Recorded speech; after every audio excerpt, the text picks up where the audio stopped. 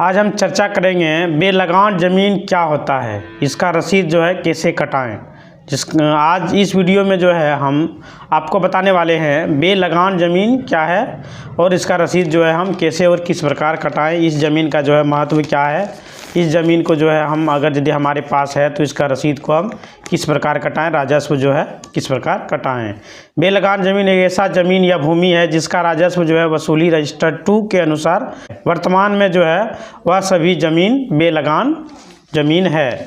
वैसा ज़मीन जिसका रसीद नहीं कट रहा है, खासकर आप ऐसा ही मान सकते हैं कि वैसा ज़मीन जिसका रसीद कहीं भी नहीं कट रहा है, काटे जाते कर्मचारी के पास जो है वो कहते हैं रजिस्टर 2 में जो है नाम ही नहीं है, वो रसीद कैसे कटेगा। ज़मीन का रसीद कट रहा है उसे जो है लगान रसीद कहते हैं। बेलगान मतलब हो गया कि आपका ज़मीन जो है ऑनलाइन नेट पर नहीं चढ़ा हुआ, बिहार भूमि साइट पर नहीं चढ़ा हुआ। जैसे कि आप ज़मीन को लिखवा लेते हैं, अगर यदि आप मोटेशन नहीं कराते हैं तो वह ज़मीन जो है बेलगान रसीद कहलाता है, बेलगान ज़मीन कहलाता है, क्योंकि उसका कोई लगान ही नहीं है, उसका लगान नहीं लगता है। जैसे कि अगर यदि आप मोटेशन करा लेते हैं तो आपका जो है लगान लगना शुरू हो जाता है। जैसे कि पहले होता था क्या कि ऑफलाइन जो रसीद काटा जाता था उसमें भी जो है मोटेशन होना बहुत ही ज़रूरी होता था। बहुत कोई जो है ज़मीन को खरीद लेते हैं, रजिस्ट्री करा लेते हैं, लेकिन क्या करते हैं कि वो लोग मोटेशन नहीं कराते हैं, वो ज़मीन जो है बेलगान ज़मीन कहलाता है। यानी कि आपका जो जिससे आप ज़मीन खरीदें वही रसीद कटा रहा है, उन्हीं के नाम पर जो वो रसीद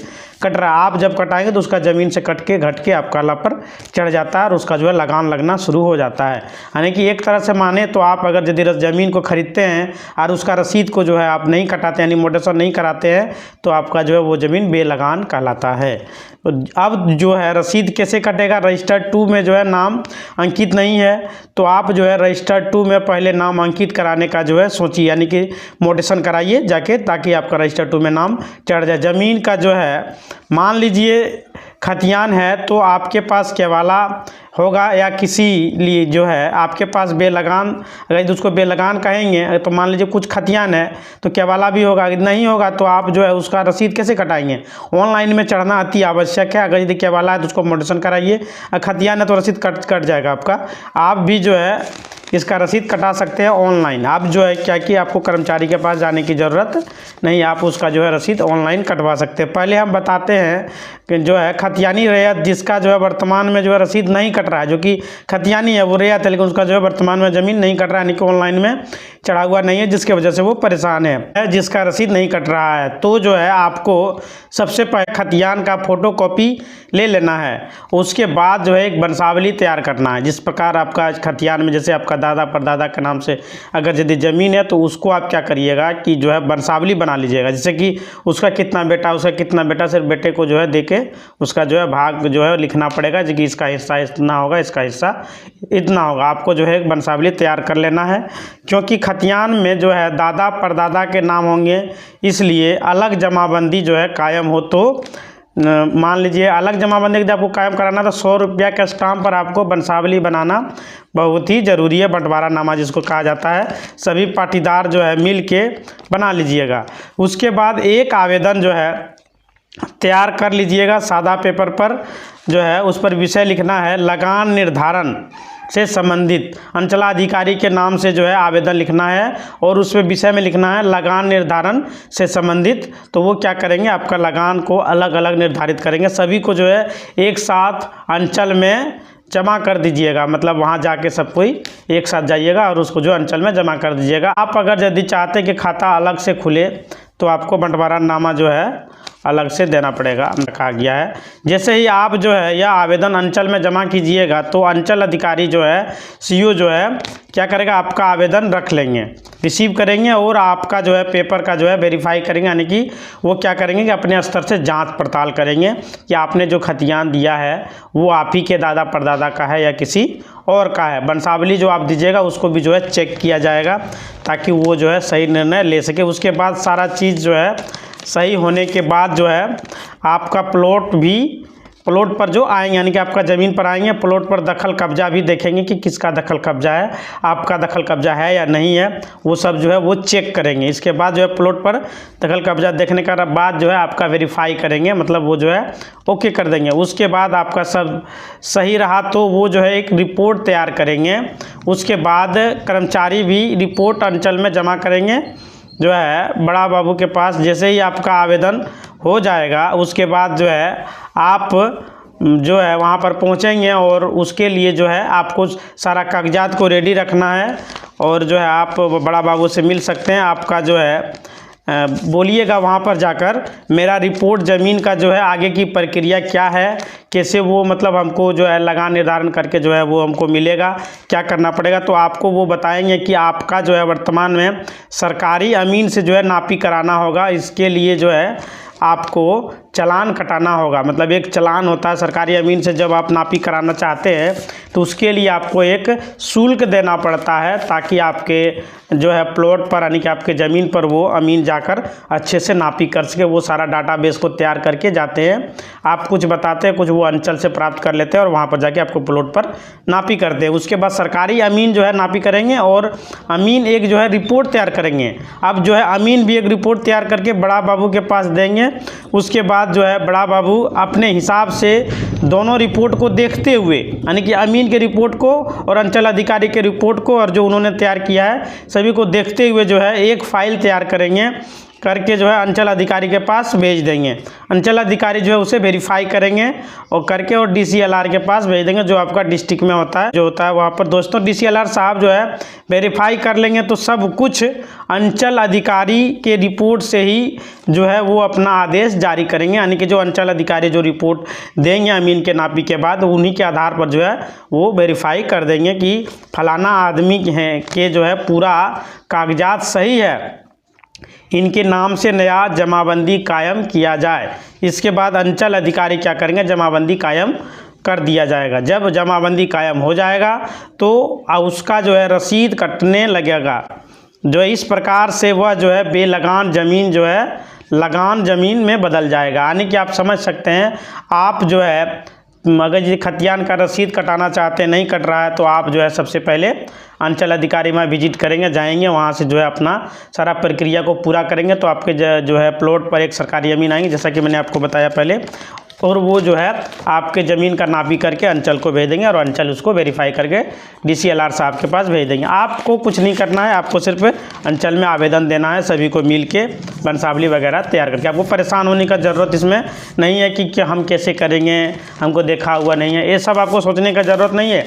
आप जो है डायरेक्ट अपना अंचल में जाके आवेदन देंगे तो आपका जो है हो जाएगा। सारा प्रक्रिया ऑनलाइन है, आपको टेंशन लेने का ज़रूरत नहीं है, टाइम पर वो सब कुछ पूरा हो जाएगा। आप बताते हैं कि आप जो है जिसके पास सेल डीड है, मतलब केवाला का जो कॉपी होता है ना, सेल डीड 100 रुपया का, जो 1000 रुपया का जो स्टाम्प पर रहता है, जो केवाला के द्वारा ज़मीन खरीद लिया है लेकिन जो है बेलगान है, ज़मीन अभी तक रसीद नहीं कट रहा है, उसका केवाला करा लिया है लेकिन उन्होंने मोटेशन नहीं किया है तो उसका रसीद नहीं कटेगा, वो बेलगान ज़मीन ही कहलाएगा।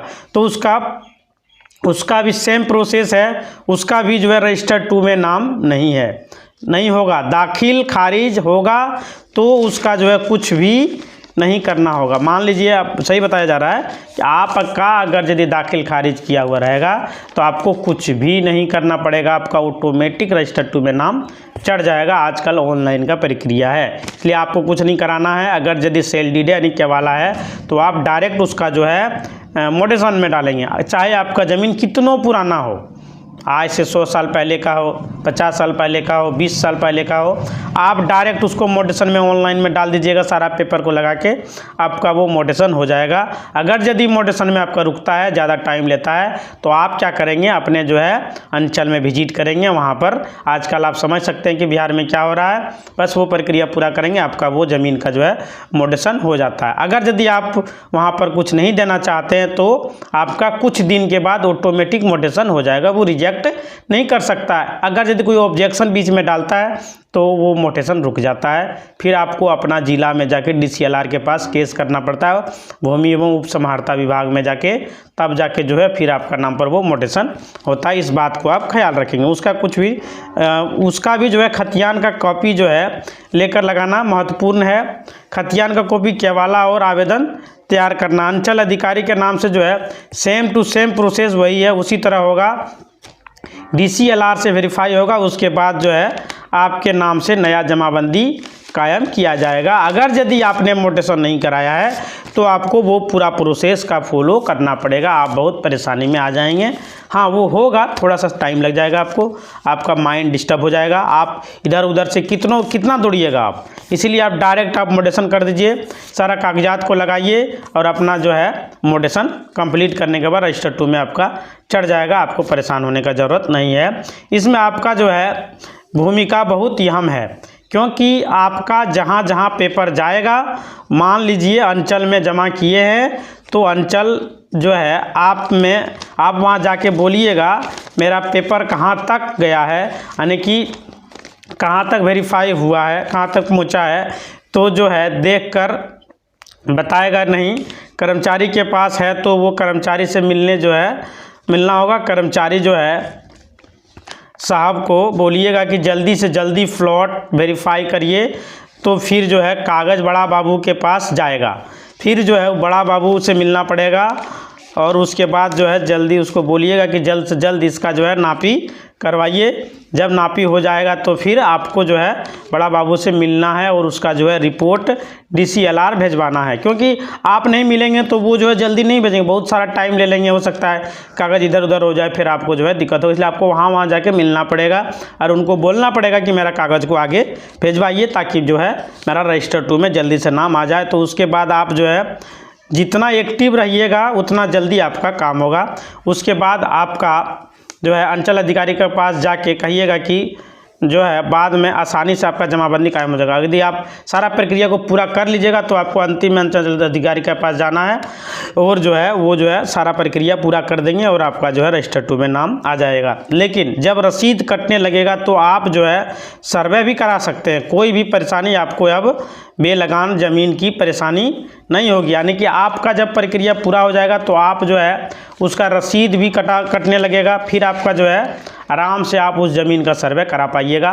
और जो है अगर वो बेलगान ज़मीन नहीं कहलाएगा, क्योंकि वो अब लगान में आ गया है, आपका लगान लगने लगा है, आपने वो सारा प्रक्रिया को पूरा कर दिया है, इसीलिए आपको परेशान होने का ज़रूरत नहीं है। इतना प्रक्रिया आपको करना पड़ेगा, क्योंकि बेलगान ज़मीन जो है एक ऐसा ज़मीन है ये कि आपका नाम पर नहीं है, आपने पूरा पैसा लगाया, सब कुछ किया, लेकिन वो ज़मीन आपके नाम पर नहीं चढ़ा है। आपके दादा परदादा ने किसी से ज़मीन खरीदा था और उन्होंने मोटेशन नहीं कराया तो वो बेलगान ज़मीन कहलाने लगता है। फिर आप जो है आपके पास पेपर भी नहीं रहता, पेपर भी इधर उधर आपका हो जाता है, आप खोजने लगते हैं। तो आपको जो है मोटेशन कराना बहुत ही ज़रूरी है, ताकि वो ज़मीन का लगान आप दे सके। आप अभी किसी भी जो है ऑनलाइन साइबर कैफ़े में जाते होंगे, किसी ज़मीन का रसीद लेकर आपके पास ज़मीन है और जो उसको रसीद काटने के लिए कहते होंगे तो वो कहता होगा कि परिमार्जक से जो है अपडेट कराएं, यानी कि आपका जो रसीद जो काटा गया है कर्मचारी के द्वारा वो ऑनलाइन में चढ़ा हुआ नहीं है, वो ऑनलाइन के डाटाबेस में नहीं है, जिस वजह से वो नहीं काट पाता। तो आपको उसका भी प्रक्रिया हमने बताया है। आप जो है परिमार्जक प्लस किसी भी साइबर कैफ़े में जाकर वो रसीद आपके पास जो भी कागजात है उनको लगा के जो है उसको आप सही कर सकते हैं। आज हमने आपको बताने का प्रयास किया बेलगान ज़मीन होता क्या है और इसका रसीद हम कैसे कटाएंगे। इसी प्रकार का वीडियो आप पाने के लिए हमारे चैनल पर बने रहें। चैनल को सब्सक्राइब करें, लाइक करें और कमेंट करें। धन्यवाद।